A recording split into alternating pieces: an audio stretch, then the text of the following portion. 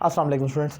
दो अल्फाज one another और ईच अदर दोनों इस्तेमाल होते हैं और आपको कन्फ्यूजन भी होती है कि कहाँ पर कौन सा लफ्ज़ सूट करता है। करेक्शन ऑफ एरर में भी ये चीज़ें बार बार आती रहती हैं। इनको मैं डिफ़ाइन करूँगा। इनको ग्रामेटिकली रेसिप्रोकल प्रोनाउन कहा जाता है, लेकिन ये कहाँ इस्तेमाल होते हैं इसको सीखना इंपॉर्टेंट है। ये एक डेमो क्लास की तरह जो मैं डिफ़ाइन कर रहा हूँ, शॉर्ट ट्रिक। अगर आपको मेरे पढ़ाने का तरीका पसंद आए तो आप फैसला कर सकते हैं और आप मुझसे 1-on-1 online English language course भी कर सकते हैं। पाकिस्तान में या पाकिस्तान से बाहर मैं पिछले 10-12 साल से पढ़ा रहा हूँ और इसके अलावा रावलपिंडी इस्लामाबाद के स्टूडेंट रावलपिंडी में मेरी अकेडमी भी ज्वाइन कर सकते हैं।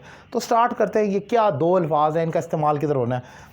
वन अनदर जो है ये दो लोगों के दरमियान, दो से ज़्यादा के दरमियान इस्तेमाल होगा। मोर देन टू, जब भी दो लोगों से ज़्यादा के माबैन कोई बात डिस्कस की जा रही है तो वहाँ पर वन अनदर आएगा। फॉर एग्जांपल द मुस्लिम्स, अब मुस्लिम्स ऑब्वियसली लाखों करोड़ों मुसलमान, रिस्पेक्ट वन अनदर, मुसलमान एक दूसरे की इज़्ज़त करते हैं। तो अब यहाँ पर मुस्लिम्स कहा गया जो कि बहुत ज़्यादा हैं ऑब्वियसली, तो वहाँ पर फिर वन अनदर का आएगा। जैसे मैंने कहा मोर देन टू, ये दो लोग तो नहीं, उससे ज़्यादा हैं, तो वहाँ पर वन अनदर का इस्तेमाल होगा।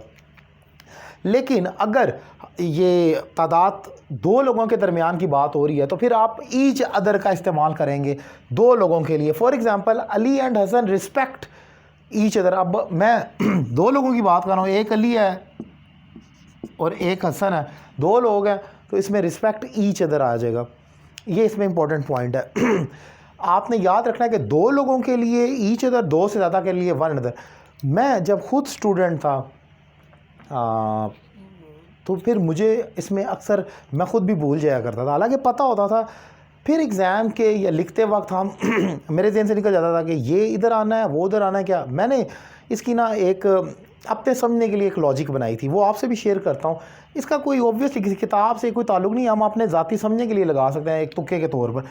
मैंने इसकी लॉजिक ये लगाई थी कि जिसमें टू आ रहा है, जिसमें टू, आप जब ये इस लफ्ज़ को ज़रा गौर करें, जिसमें वन का लफ्ज़ आ रहा है, ये दो है ना हमारे पास, वन अनदर है और ईच अदर है।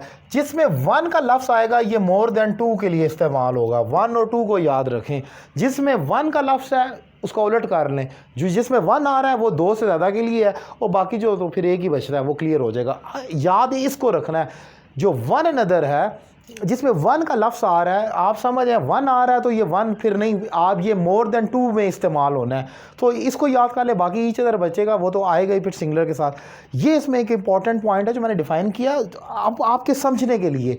सो उम्मीद करता हूँ ये शॉर्ट ट्रिक आपको पसंद आई होगी। अगर आपको मेरे पढ़ाने का अंदाज़ पसंद है तो आप मुझसे ऑनलाइन क्लास ले सकते हैं और रावलपिंडी इस्लामाबाद के स्टूडेंट पिंडी में मेरी अकेडमी ज्वाइन करें। एंड मेरे यूट्यूब पर बाकी के वीडियो लेक्चर्स देखना ना भूलें और कमेंट में अपनी राय का इजहार करें कि आपको ये लेक्चर कैसा लगा।